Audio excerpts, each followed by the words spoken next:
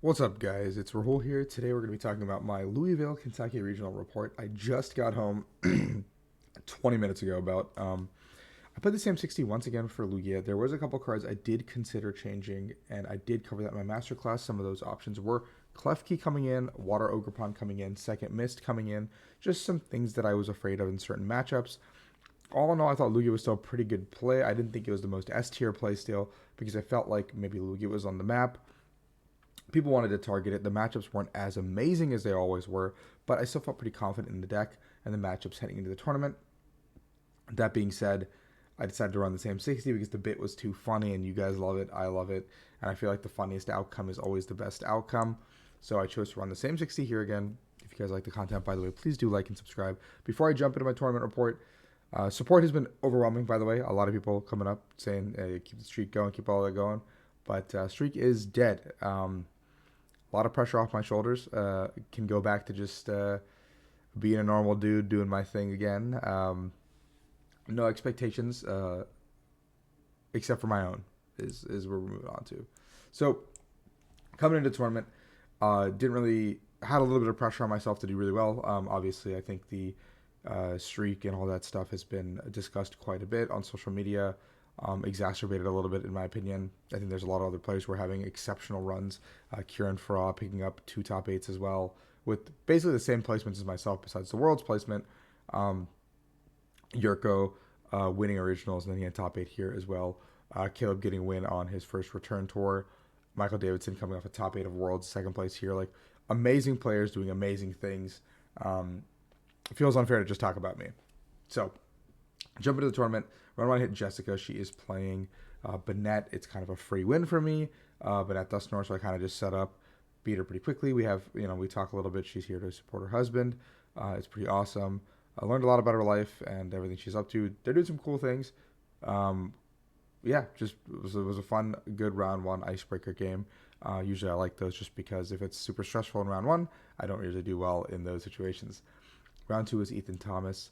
Um, I can't remember off the top of my head what Ethan was playing, but I remember that it wasn't too difficult in this game.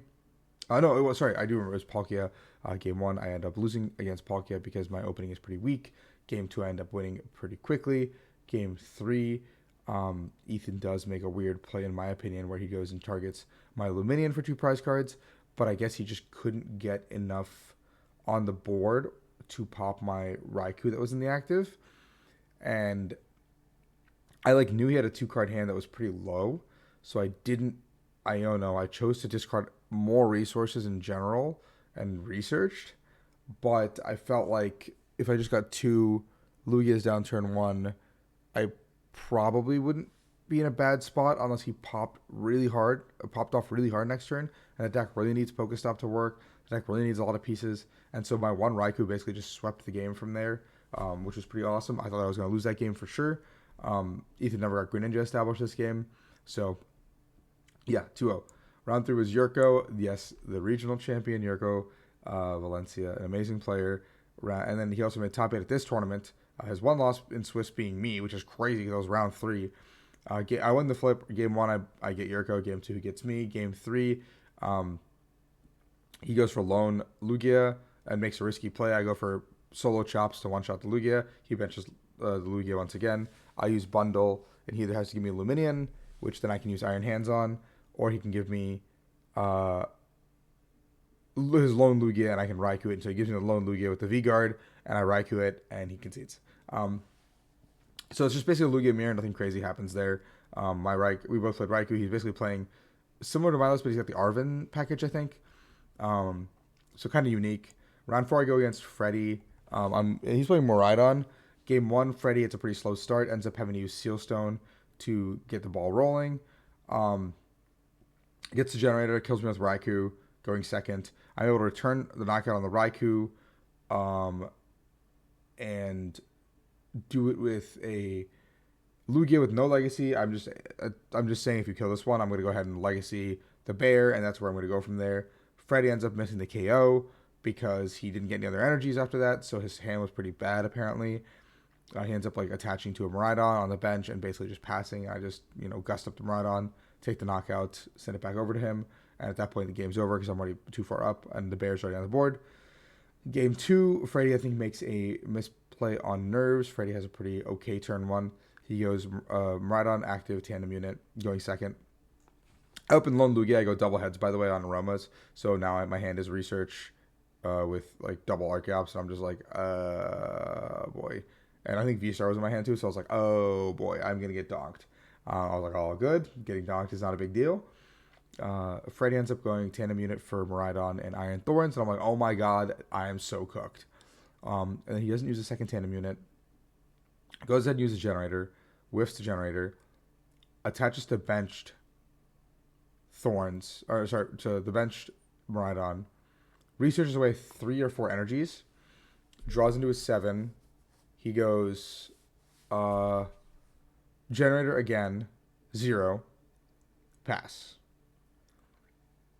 Doesn't retreat to the Thorns, nothing. So I think a little bit of nerves got to him. Freddy could have also tandem unit again, got Raikou and another card out of the deck, maybe hands. Raikou then gives him the leverage to just one-shot me with 1 energy basically at this point. Cool. I set up. From there, I get the Lugia into play, V-Star. Set that up. You get a Minchino into play. Yeah, basically like everything I need into play, and then I just, pop off, and I can't lose from there because I take the first 2, and I set up a 1 prize board. So, got really lucky there, I think. Round 5, I go up against Vincent. Vincent's playing Bolt. Game 1, he overextends pretty far to knock out my solo Lugia. And I end up pretty much full bricking and like whiffing everything for the next couple turns to end up losing the game. But I almost end up decking Vincent, and game 2 he knows I'm going to try to do it again. And we get to an exact same scenario where I have a really bad start. He has a really good start, and we end up in a place where I have to hope he doesn't have exactly enough resources to close out the game. And he does have exactly enough resources to get out of the active and close out the game. But I did make him sweat a little bit with the gusting and the trapping things and just trying to maneuver my way out of a game where I didn't even V-Star. Honestly, I didn't V-Star either game, so I had to try to win through unconventional means. Ursulin is still an attacker at some point in the game, so I had to do my best because Bolt does have to play out of some weird situations, especially once they've used Prime Catcher and some switch cards. And I'm trying to hit Allison. She's playing Banette. Basically, this matchup is pretty easy for me just because I have a lot of time in this matchup more than anything, and pretty much like both games, I just got it set up. I get the ball rolling. I think Allison prized both of her Gardevoirs in game 1, which made it like really hard for her to come back into this. And then yeah, from there it's just I'm able to just chain. Even if I have 1 chops, I can just chain Lugia attacks, and the game gets really hard for them. And eventually Gardevoir will become a problem, but by that point I can be able to like Fez snipe something or like get the Minchino set up or whatever. So yeah. So now I'm 5-1. Then round 7 I hit Caleb. He's playing Zard. Game 1 I end up taking it. Game 2 he ends up taking it. Game 3 he's got a really good setup, but he throws this Litten down in the middle of the game, and I was like, yo, what does Litten do? And we get to an endgame scenario where I'm just like, I don't know what Incineroar does. Am I in trouble? So I just Legacy my bear, and I like kill the Charizard, and go down to 1 prize of my own, and he has 3 he needs to take. And the whole time in mind I'm thinking, dude, I think I just lose to Briar. Like whatever Incineroar does, I think I just lose to Briar. I don't know what it does. And he ends up using Fake Out a couple turns in a row and paralyzing me. But my deck was literally Jet, Boss, dead card. So I knew that I would draw into these Jets and just win the game. And it'd be over. Sorry, I had 2 prize cards. My bad. So I was like, oh my god, I'm going to lose to Briar. Like, I don't know what this does. He showed me the Incineroar after. I don't know if it's good, but it's really cheeky. He explained the logic to me where like the Incineroar plus Defiance Belt does exactly 270 and burn ticks on the Drago between turns, so then you don't proc Pheasantipity. But I'm like, that's so niche that I don't know if it's worth it, but it's a cool tech. So shout out to Caleb. It was a pretty intense game we had. So I go to 6-1. I advance to day 2 once again. Kind of a relief off my shoulders. Usually getting to day 2 is the first step to playing the tournament. Round 8 hands go against Kamal. He's playing Palkia Terapagos. Not like there's a thin line of Dusknoir, but it's more of a Palkia Terapagos deck. I beat Kamal game 1. He beats me game 2. Game 3, I have a super slow start, so I have to read the win 1 turn, so the tempo goes back to Kamal. And we get to an endgame scenario where I can win the game with a boss's orders, but I have an 11-card deck, I believe. 3 boss in deck. I have Pheasantipity and Raikou. I draw 4, I whiff. odds were in my favor, but I think it wasn't actually that good. I did the math. It's like, I think I only had like a 73 or 74% chance to hit, something like that. Um, which is okay. Like, honestly, like, either I hit or I don't, right, in that situation. So, uh, pretty close game, actually, at the end. Shout out to Kamal. And then I advanced to day 2 at 6-2. Little did I know that going in round 9, I wouldn't even have a shot at top 8 at this tournament, or top cut, because, X2 is supposed to make it under the new system, which I'll talk about a little bit at the end of this video. I will go on a mini rant if you guys want to stick around for that as well. Don't make a separate video or anything. I'm just going to talk about it here. In round 9, I hit Colin, who's playing Turtles. Colin ends up, I end up full breaking game 1 against Colin, so I lose. Game 2, I'm off to a pretty good start, but my Luminion is my last prize. I use Fez a little early, and he does end up getting the perfect combination of cards to go to a 0-card hand to knock out my Fezandipity early on in the game, which means I can't end the game on a Fez snipe, and Bear is in the discard. So I end up having the perfect storm of a terrible situation where I know I just lose if he has a boss's orders, and he does have a Pidgeot in play, so I end up losing the game. So run is dead, 6-3. Was pretty heartbreaking to lose the first game of the day, honestly. Kind of like took the wind out of my sails. Like, I honestly just like couldn't refocus, I think, for the remaining 3 rounds. I'm not gonna, like, I will completely be honest, like, I just could not get it like together after that point. I hit Mauricio, and we're talking, and Mauricio was like, I was kind of wanting to hit this matchup, and I was like, oh god, this can't be good. Knows what I'm playing, because a lot of people at this point know I'm playing Lugia, so everyone wants to opt first into me no matter what they're playing usually. But Mauricio opts second, so I'm like, okay, whatever he's playing, he really wants to go second, so it's probably Dawn. Flips over a Gouging Fire. At first, I'm like, I think I can Luminion loop this thing. I think I've got the numbers. I think I can do things. I can use Bear at some point. I can use Benchino at some point. Yo, it does 260. It's just like the perfect number. And then he has Monkey Dory to move 20 with Magma Basin.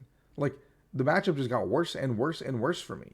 Like, game 1 came down to Mauricio making a mistake and not putting Fez onto the board, and I owned him to like 2, and he almost whiffed game because of that.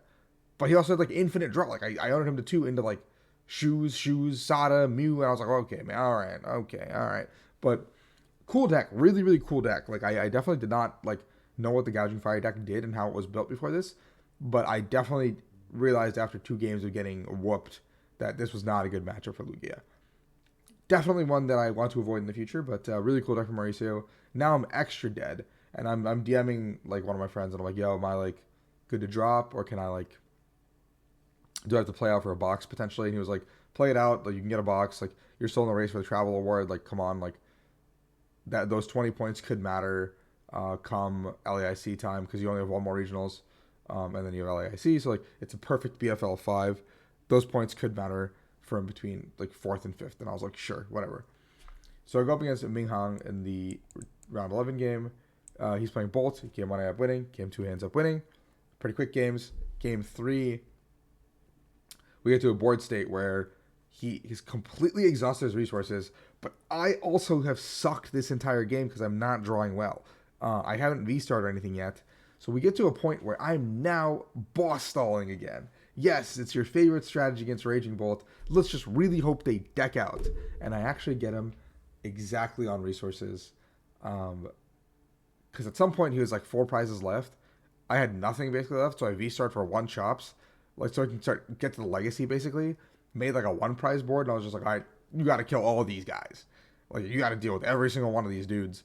And then when he left energies on a Bolt at one point, I went like Bear, Jet, Iono, and I just like put myself in a position where like I just made it really awkward for him to win the game, and he was exactly like 1 card short of winning, like 1 energy card, like 1 grass energy, 1 Sada, like 1 exact energy card short of winning and beating me there. So once again, escaped with the skin of my teeth. And if you guys haven't noticed by the moral of the story, I have not been drawing well this tournament, which is fine. Like, I am completely okay with having tournaments where I don't draw well, because that is the variance. Like, I drew very, very well in Dortmund. I drew very, very well in Baltimore, and Worlds, I guarantee you I drew well, even though I think it was pretty average. So, like, having 1 bad tournament of bad variance is not the end of the world for me. And it's how you play through those situations as a player that defines you. I go against Brandon in the last round. He's playing Lugia. It was pretty funny. We talked about it. He's like, I bought your masterclass. Now I get to masterclass you. And I was like, oh, pretty good. Game 1, Brandon ends up getting it. on a hair's basically on a hair's thread. Like I end up prizing a little bit unfortunate to lose. Game 2, I end up taking it. Game 3, there is a board state where Brandon ends up conceding because he doesn't think he can win the game or get a Lugia into play because he misses Lugia turn 1, and then I end up getting a hands play off. And then he's like, even if he gets Lugia down, the game pretty much ends because I can kill the Squawk or whatever. But he doesn't even go for the Messagoza, and I think he just conceded a little bit early. I think maybe he could have taken it with getting Lugia into play, maybe Bear, Jet, try to take my active out, or like get an energy on like the Squawk so he could have retreated into Bear with DTE, hit maybe, I don't really know. Or like I don't know, maybe the 3 and just like, I don't know, pass with like a 1 prize or active, let me hands it, and then I no to 1. And then eventually like get around the gift. I actually don't know what the line would be, but once I got the hands off, the game like pretty much ended. And Brandon missing the Lugia turn 1 was insane. So yeah, end up going 8-4 overall. End up getting 101st place. So not ideal for me, obviously, but the entire tournament as a whole felt a little bit scuffed because of the X-2 Conundrum. So what I'm talking about, if you guys didn't know, is that, let me try to pull this up on Twitter if I can. Pokey stats. So basically, this is the first. So asymmetric cut is something that many players have discussed over time. I think I can pull up just pairings and you guys can see from there. That's probably the easiest way to look at it, actually. So pairings, going into final round, there should be an asymmetric cut allowed, right? Like, so if you're an asymmetric cut, there should be cut. The whole point is like X2s should be given a chance. But going into the last round, it came down to a bunch of tables. The top 4 tables ID'd. They said we're going to leave our fate. If an asymmetric cut happens, it happens. If it doesn't, we're safe. These tables were Calvin into Kieran. It was a down pair. Cam, Kyle, 28-point match. 28-28, 28-28, 27-27, 27-27, 27-27. So we had a ton of tables playing it out. And so these top tables, we needed 1 tie to proc an asymmetric cut. Now that did not happen, as you can see. Every single game concluded, which meant that 31, 31, 31, 31, 31, 31, 31, 31. A clean top 8. For all intents and purposes, people are happy about a clean top 8. But that means if you came to day 2 at 6-2, you had 0% chance of making top 8. You literally came, played 4 rounds, multiple players came in, multiple players went 4-0. Isaiah Cheville. Oh, I went too far. Xander Perot, Alex Szymanski. I think Nathan Ginsburg is the other one. I think those 4 players all came in and went 4-0. Going 4-0 in day 2 or going undefeated with the max amount of rounds given in a day 2 scenario is very impressive. We have some of the most historic runs. Alex Szymanski's EUIC win. Andrew Hedrick's win. Like, some of these people have come in and gone 6-0 to make these runs, and going -2 on our Swiss rounds is a little bit ridiculous. Like, we went -3 for this tournament realistically, which is crazy. Now, I will say I've been a great beneficiary of the system, right? Like, I have been probably the one player that you guys are saying, oh, well, Rahul, you can't really complain. You went 9th at Worlds, top 8 Baltimore, 2nd place Dortmund. But every single one of those tournaments, I just would have been able to ID into cut with that extra round, right? Like, my standing would not have changed, so I'm still allowed to speak on it. Like, even if I was in a position where I'd have to play for my spot, I would still speak on the fact that I think this is a little bit ridiculous. So either the kickers need to be moved down a little bit to increase for an extra round, because this should not have happened. Statistically, this should not happen. There should always, always, always be a possibility for an X2 to make cut 100% of the time. 8th seed should always be X2, at the very least. If that doesn't happen, the system is inherently flawed and some numbers have to be changed to adjust to the True Swiss system. True Swiss works because there are no ties. We have ties. That is what messes everything up. Like, us having ties messes every single thing up about our equation compared to other games. So that's my little rant. I feel actually terrible for all these amazing players that put a lot of effort in.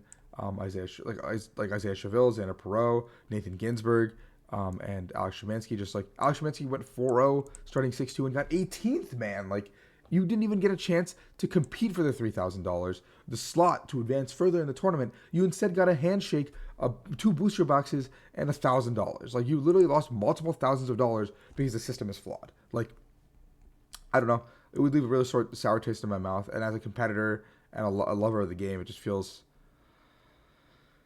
bad, I guess. Like, I don't know. They have to fix the numbers in some capacity. I don't really know how they would do that, but they just kind of have to. So, Yeah, that's all I really got about that topic. Anyway, that's my rant. That's my tournament. I hope you guys did enjoy. Got a lot of tournaments coming up here. I think if I pull up my dashboard, you guys can see. I'll do that real quick for you guys so you can see my next couple of tournaments coming up here. Louisville, Gdansk, Latin America IC, Sacramento, Stuttgart, and Perth are all coming up for me. And after Toronto, I will be taking a well-deserved break for a little bit until San Antonio. You guys will not see me. But I'm really excited for my little world tour that I've got coming up. If you guys see me in any of these tournaments, please feel free to say hi. Love to interact. And all that being said, thank you for watching. Thank you for supporting me. And I will catch you guys at the next regional.